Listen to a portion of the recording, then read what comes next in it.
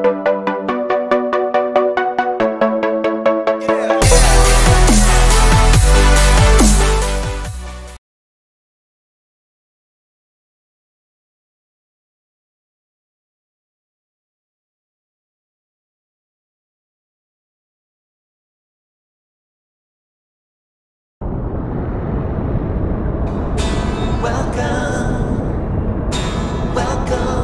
to the dawn.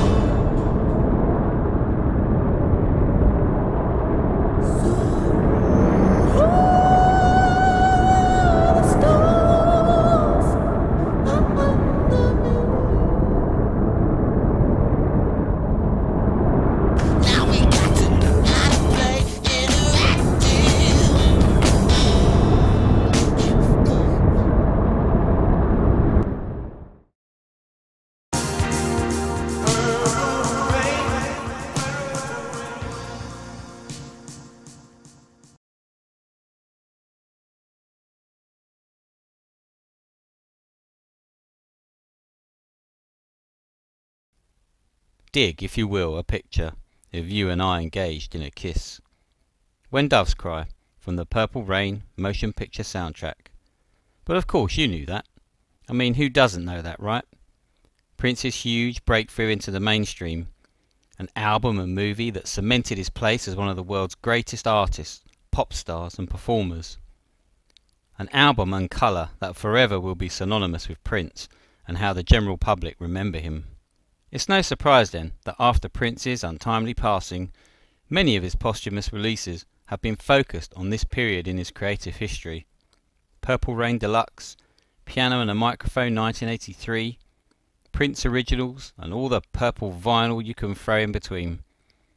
It seems that even though Prince unshackled himself from recording contracts and creative and artistic slavery during his life, he was never truly able to unshackle himself from Purple Rain, in life and now death. The Purple One, the Purple Pain, the Purple Rain Star, just a few of the ways Prince was always referred to in the press. There is no denying the importance and brilliance of the work, and for many people it was the starting point on the Prince journey, so that cannot be ignored. But for those who have been on the journey the longest, the ones that have stuck it out through all the changes in style, music, performance, the ones who have amassed a huge collection of work that most people on the street have no idea even exists, for those select group of people it has been frustrating and heartbreaking. To have all this music and knowledge and not see it being passed on as it should be is a soul-destroying experience. Sure, we have tried to educate our kids and pass it on directly, and some of us have tried to share the legacy as best as possible on social media with YouTube channels and Facebook groups, Twitter accounts, etc. But that only reaches so far. How can we get Prince's music and messages and star across again like back in the day? Or is that now impossible? Don't play with me.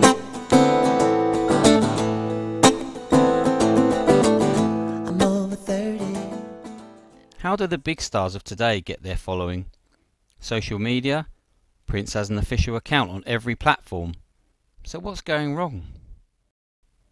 Original so far has sold only around 30,000 copies. Purple Rain sold over 25 million. To those of us in our 40s or older, the music world is unrecognisable from what we grew up with. No Top of the Pops on BBC One in the UK, broadcast to millions of households every week, reaching all ages. No vinyl or CD singles to buy. The charts seem a distant memory. Does anyone know or even care who is number one anymore? Many times I've questioned if it's just my age, that maybe I'm not paying attention anymore as I'm consumed with adult life, going to work, paying the bills, raising a family. But then I remember sitting and watching Top of the Pops with my parents in the late 70s and early 80s, and they were very aware of all the latest songs and who was number one. Also, the charts were a real mix of old and new artists. There seemed to be something for everyone. I remember my parents still buying singles when I was a kid, but I haven't bought a single for years. Sure, I'm aware of some of the big artists of today, from your Ed Sheerans to your Lewis Capaldis, Adele or Taylor Swifts, but I'd struggle to tell you all their sales figures, or how many weeks they've had at #1. So if in fact then we are simply living in different times and charts and sales no longer matter, why is Prince not reaching new people on a mass scale? Prince really was a musical genius and should be regarded among the Mozarts of this world. But as modern history is still so relatively young, it won't be for hundreds or more years before that happens. If that happens. Take my fame, I can't use it. My girlfriend calls me lame. Game was over yesterday. Tell me what's my... The term celebrity and star has been used so freely now for almost anyone who has 5 minutes in the public eye that it's no longer special or meaningful the way it would have been, say even 60 or 70 years ago with the golden era of Hollywood movie stars. Fame, it seems, has become a 21st century cancer, with so many young people influenced by reality TV and these members of the public who participate in said shows being called stars. The Love Island star, the Big Brother star, the reality TV star. How can a member of the public who just goes on a TV show to find a partner and basically have sex on TV be a star? How on earth can that compare to someone saving a life, splitting the atom, walking on the moon, or writing and performing the most influential and world-changing music? Genius is often overused and should be reserved for just a select few in history who have made a real difference to our world and culture, the ones that truly represent what humanity is about and capable of. Prince referenced this dumbing down of humanity and culture in some of his lyrics. Take Dreamer from the Lotus Flower album. 21st century, oh what a shame that race still matters. A race to what and where we going? We're in the same boat, but I'm the only one rowing. A powerful line, and I love that Prince is saying, we're all in the same boat, but I'm the only one rowing, the only one aware. Aware of what's going on around me. A race to what? And where are we going? We in the same boat. I'm the only one rowing. Last time I checked. It's that classic moment when you're able to step outside yourself and go, hang on, what's going on here? Why does no one else question all this? On Prince's Artificial Age album, the song Clouds has a line, in this brand new age, we do everything quick fast in a hurry. All of our life's a stage, everybody stars, reality so blurry. If you screamed out loud, top of your voice, would it be higher than the crowd? No.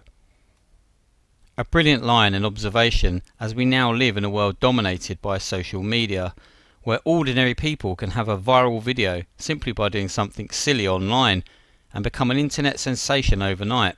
In this brand new age, we do everything quick, fast, in a hurry. To many young people, YouTube channels are their stars, with the most successful channels making millions of pounds or dollars, and even some going on world tours or selling their own merchandise. Most of these channels are aimed at kids and early teenagers, and are usually about pranks or toy reviews or video game channels. Playing the latest video games on YouTube, like Fortnite, that all the kids are into, is a masterstroke, as almost every kid in the Western world has or has access to a games console or smart device. It's pure gravy. Most of us who listen to Prince got into his music as an early teen, some slightly earlier, but the influence was there from a relatively early age, which for most of us became a life-changing experience. So what about the youth of today? Is music going to be as important to them as it was to us and the generations before us? I come from a unique generation growing up in the late 70s and early 80s, as much of what had been around in music, film and TV in the 1960s was still being played or repeated. We automatically had influence from the past whether we wanted it or not. Much of the kids' TV I watched, especially cartoons, were from years before I was born. I grew up watching black and white and colour television, saw the beginnings of the video game revolution with the black and white bat and ball games of the Binatone to the Atari and the home personal computers like the Spectrum and Commodore, and onto modern games consoles of today. And I grew up in the age of the classic Hollywood summer blockbuster movie, from Star Wars to Ghostbusters, E.T., Indiana Jones, Superman, Batman, the list could go on and on. The foundations for everything happening today were laid during those years. As parents, we are totally different to our own, as we grew up with everything the kids have today. My parents didn't have a clue about video games. It was totally alien to them, as they had never seen them before. Turn the clock forward, and it's me, as a father with all the games consoles around the house, beating my son and his friends, because I've been playing them since I was 6 years old. As I said, a totally unique generation. It was the same with music. I grew up hearing all the old stuff on the radio, and from what my parents played on records, along with what was in the charts. Now the radio is dumbed down, with each station having its own set playlist for its demographic. You get bored after a couple of days. Switch station to hear something new or something you've not heard for years. Find a station, and then after a couple of days quickly realise it's another set playlist on shuffle, day after day after day. There are some stations which are an exception, but the general public, the masses, the ones who are influenced by the media, only listen to the big stations with the set playlist. You need to free your mind and free yourself from this media grip. Sometimes it feels like we are living in the Matrix, with everyone so controlled and influenced without ever questioning why.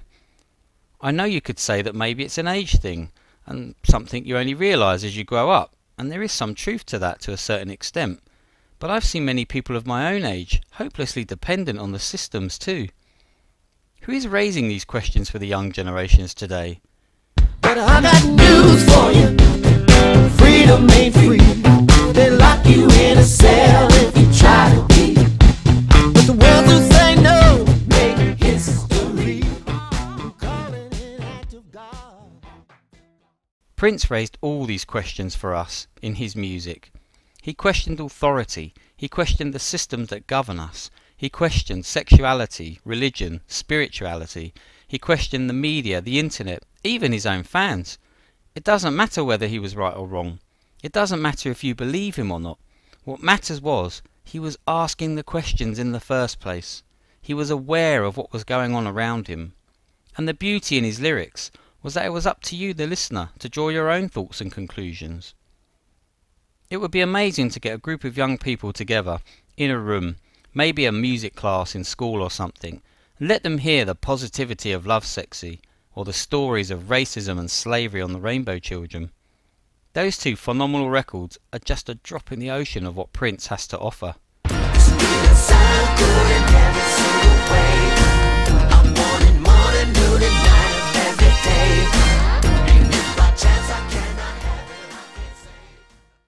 Preacher, preacher, is it true that Jesus wants me to give my money to the likes of you?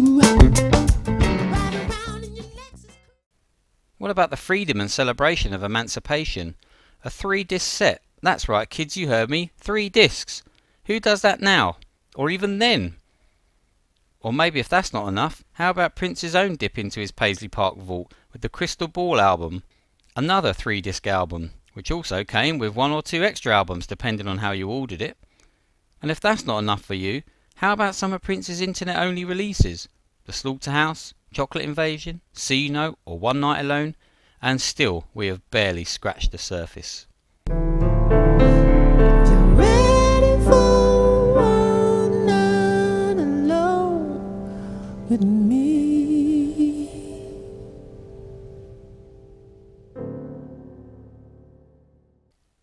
The way the Prince estate is being run is strange to say the least.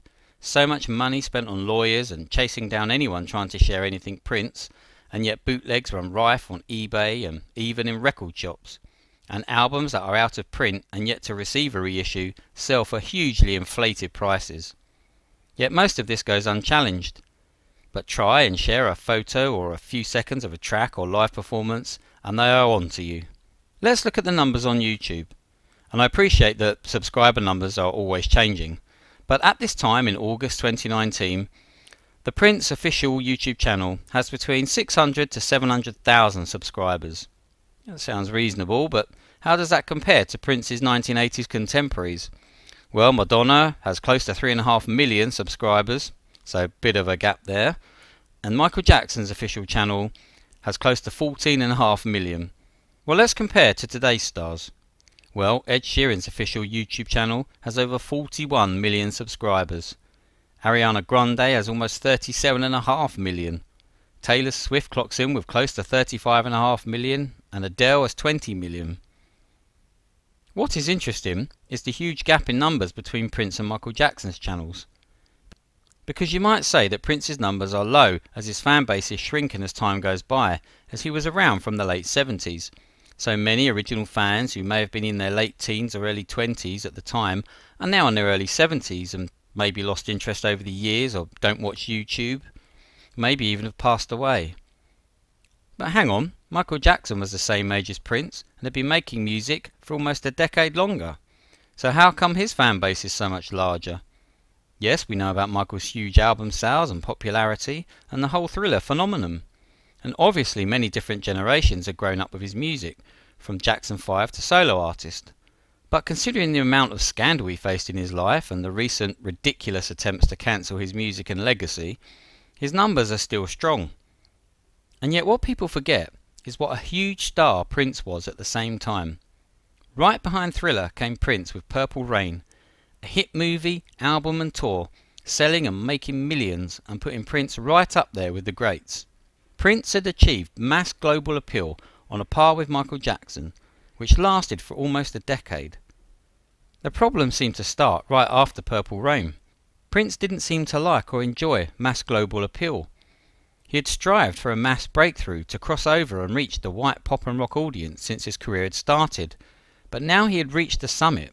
That journey was over. His next two albums after Purple Rain were a real indication.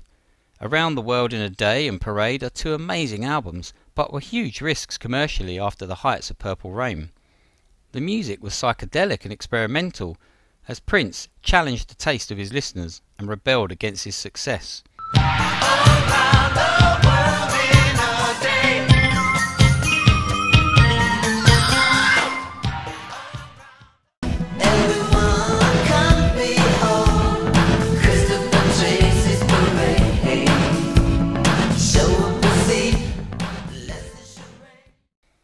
To his credit, Prince could have released Purple Rain 2 and rode the glory even longer, but his true artistry won through as he explored new styles and sounds, but the damage commercially was done as he never reached the same sales figures again. All this ultimately came to a head in 1993 when Prince changed his name to The Symbol. Finally he could be free from the Prince persona he created, and what followed was a blistering 2 years of incredible music as Prince completely tore up his history. Prince emerged with a new name, new look, new style and stunning new music, and to the hardcore group who stuck by him, they bore witness to a truly incredible and trailblazing time.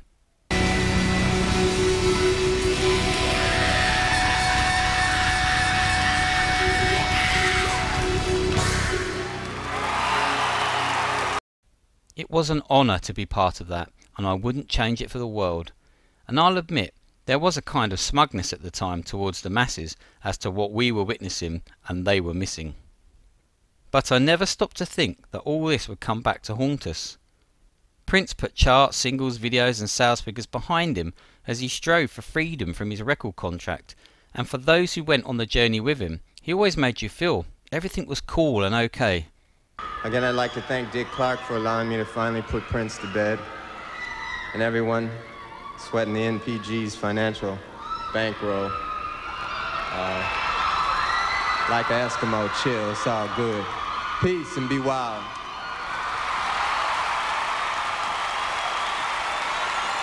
Prince managed to get away with this as he had one huge thing in his favour: his live performances. He made his millions getting to Purple Rain, then he spent his millions on his creativity and building Paisley Park. Having now the star power and financial clout to indulge every creative whim day or night anywhere he was in the world. The ability to go into a studio at any time, day or night, wherever he was, did not come cheap. Also, Prince spent lots of money producing acts that never really took off or had much success. To be able to afford this, Prince relied on his live shows to generate millions and keep the lights on at Paisley Park. Even when Prince was no longer a huge commercial success in terms of record sales, he was always a huge draw at the box office. There are not many out there that can go years without a top 40 hit or album and still sell out 21 nights in London. It's an interesting situation, as there would be many members of the general public who saw those shows as it was the thing to do, a chance to see a living legend live, but they would have no clue about a lot of his music. Prince famously gave his latest album at the time, Planet Earth, to every ticket holder as a way of getting his music out there, something he had done previously with 2004's Musicology tour in America. Prince also gave away albums as cover mounts with newspapers in Europe, again with the Planet Earth album and then with the 2010 album.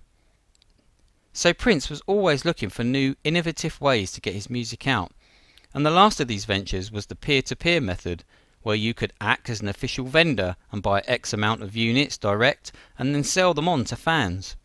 A great way of operating outside the record companies, who would take their cut of the purple pie otherwise.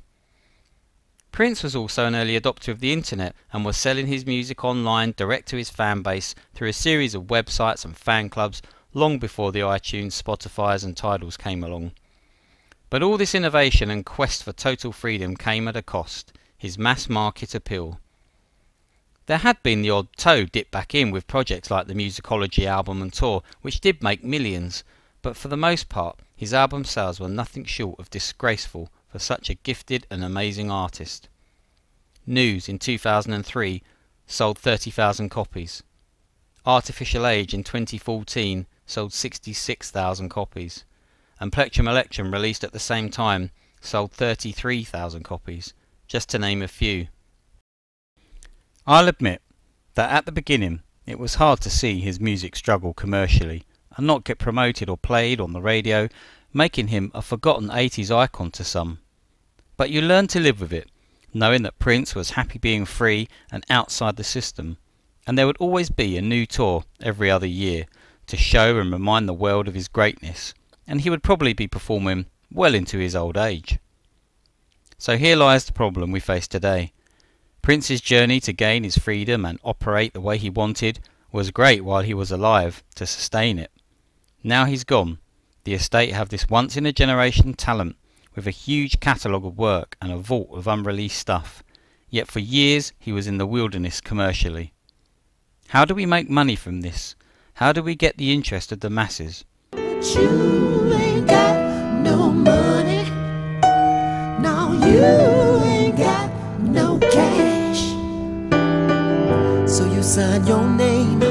He claims innocence, just like every snowflake.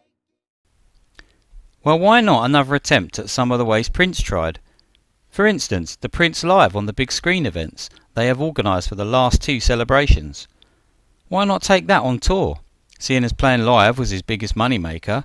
Okay, it's not the same as actually seeing him alive in the flesh, but still, with a live band and unseen footage, you could remind the world just how good he was, and hopefully bring in new generations.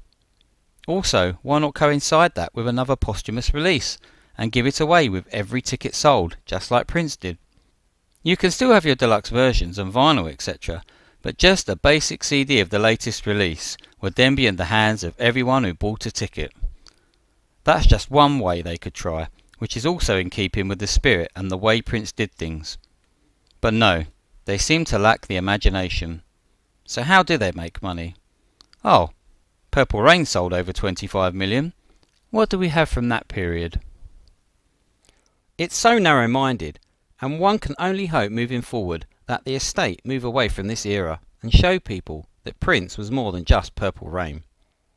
There have been some good ideas like the Legacy reissues, focusing on the albums from 1995 onwards, which was a welcome addition, as most of these albums have been out of print for years. Having all of Prince's catalogue available to buy, either digitally or physical copy, is a must, and should have been done years ago. It's harder to reach new generations if the music isn't available in the first place. But then they go and make every Legacy reissue on record purple vinyl. Almost everyone in the community complains about this, and yet they don't listen. But with little or no promotion for these albums, unless you're in the community, who are they aiming them at? The community don't like it, the general public don't even know it exists. Oh well, we'll just do it anyway. Ask anyone in the community and they will tell you Rave Into and Unto the Joy Fantastic should have been on blue vinyl. Emancipation should be on orange vinyl. Maybe it's the cost to make them in different colours. Well, the posthumous release of originals comes in purple or white, so maybe not.